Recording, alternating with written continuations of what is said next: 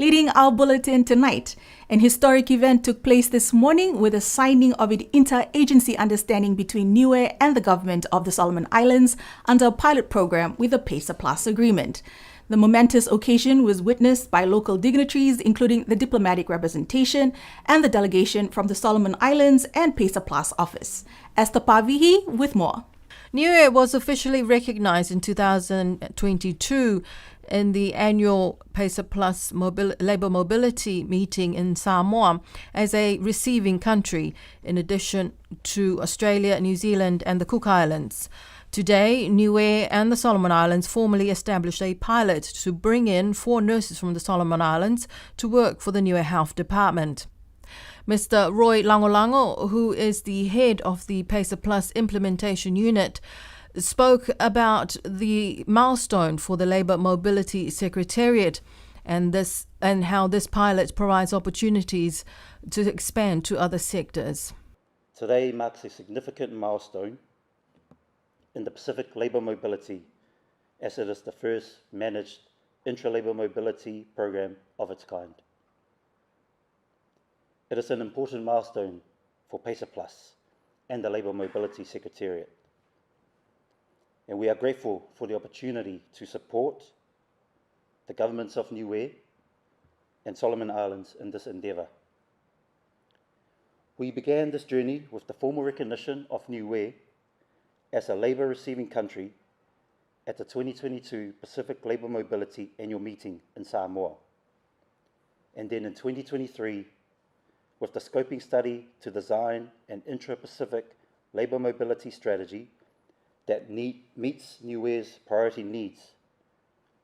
From the scoping study and the consultations undertaken, we recommended a pilot program focusing on the health sector.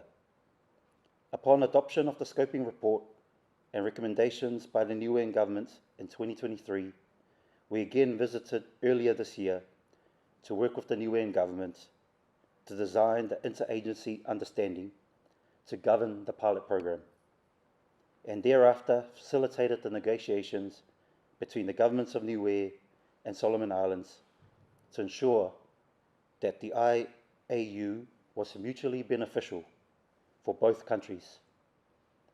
Today, we are pleased and excited to facilitate and witness the signing of the IAU between the governments of Niue and Solomon Islands. The keynote address was delivered by the Minister of Finance, Honourable Crosley Tatui, who thanked the government of the Solomon Islands for assisting Niue with this program, saying this provides a mutually beneficial solution for both countries. This pilot program is founded on the notion of achieving 2 goals at once: addressing the abundance of nurses in the Solomon Islands, while simultaneously tackling the severe shortage of nurses in Niue's health sector. It is truly a strategic and mutually beneficial solution for both countries, and that is why today I am pleased to witness this partnership, as it also serves as a great example of the regional solidarity, integration, and unity can lead to practical and impactful solutions. Mr. Colin Beck, who is the Permanent Secretary for the Solomon Islands Ministry of Foreign Affairs and External Trade, said that this initiative is people-focused, and he thanked the government of Niue for this transformative partnership. Our people, as Minister you've alluded to, remain our source of wealth. To the young, it presents an opportunity to build a sustainable future, not only for the public sector as well as the private sector, but also a paradigm shift to look beyond and grow green grass of progress, prosperity at home. To our leaders, ministers, and the government of Niue, we thank you for this transformative and game-changing decision that will allow and put a human face to our relations. The actions we will be taking, the actions we will be signing, more or less remains people-centered. It is really about our people. As a sending state dealing with 20,000 youth looking for jobs annually. The nurses that will come will bring with them vast wealth of experience. We have a brand, we have a labor mobility brand. We have a labor mobility brand which is basically here to work. That's the brand that we have. It is based on 4 pillars: commitment, dedication, courteous, and responsible. Commitment to our employer, commitment to the government and people of Niue, commitment to the health sector. Mr. Colin Beck and Niue's Secretary of Government, Ms. Pileni Talangi, signed the Intra-Agency Understanding Agreement marking this milestone pilot to address high unemployment in the Solomon Islands and severe staff shortage in Niue. I spoke to the Assistant Secretary of Government, Gayleen Tasmania, who is also the chair of the Niue Labour Mobility Steering Committee.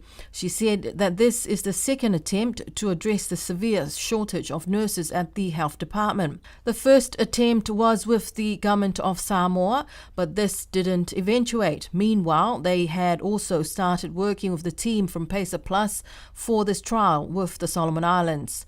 While staff shortage is a concern for many government agencies in Niue, Mrs. Tasmania explained to BCN News the reason why the health sector was prioritised. So the priority was given to health because we came to very few nurses, and the nurses that we did have were working double shifts. So that's why health became a priority.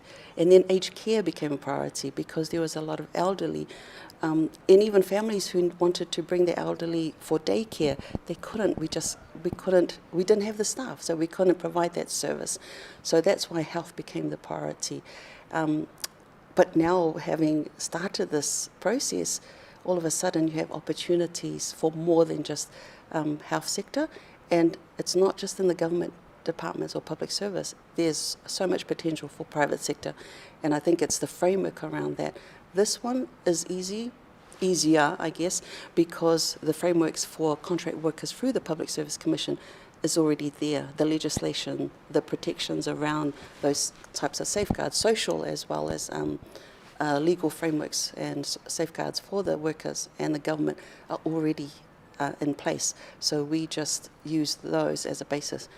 If we're going to do this for private sector as well, we can facilitate, but there'll be other, I think, investments that need to be made by the private sector as well. So that's why we have Chamber of Commerce in the steering committee, and we hope to keep going with this. But again, it's a pilot for 6 months, and it's the beginning. A total of 30 experienced nurses from the Solomon Islands applied for the opportunity, but only 4 will be selected for this pilot. Mrs. Tasmania said that the lack of accommodation on the island also hampered their efforts to bring in more nurses. One thing that nearly caused us to stop this progress, because we just couldn't secure accommodation. They need to, because it's a pilot and because it's the first one, we need to put them in a place together. We can't have them living, different places. And we wanted to make this succeed. So we were looking for a place where they could stay together. We have found a place, but there's potential there for private homes. There are a lot of vacant homes, and I would encourage families to have a look at the opportunities. I know it would cost them money because the plan is not for government to renovate your homes.